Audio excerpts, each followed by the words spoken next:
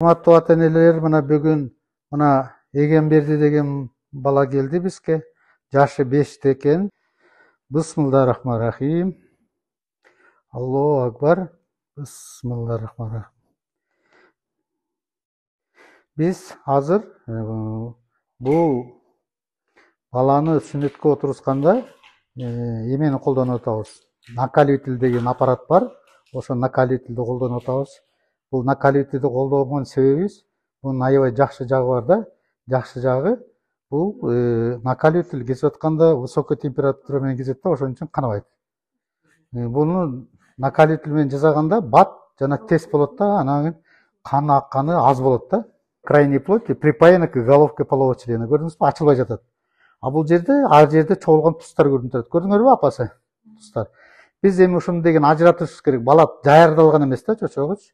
Эми буну даярдап койсо, кээ бир балдардыкы ушул жерди нүктөөлөп койсоң өзү ачылып калат. А мунуку жабышып турат. Эми биз муну деген азыр ачышыбыз керек.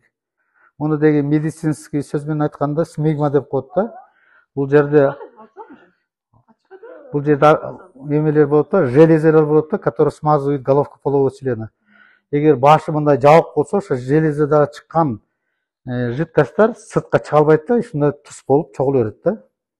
Деген биз мына внутренний листокту кайрып тигебиз. Бул внутренний листокту кайрып тиккен себебибиз бул деген баланын чочогу кийин чоңойгондо, эрекция болгондо ошо внутренний листок жардам берет да, мындай тартылбай, тырышпай турат да.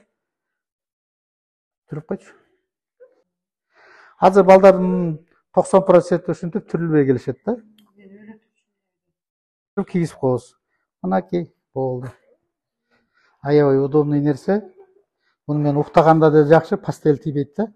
Анткени мунун мындай защитный эмеси бар да.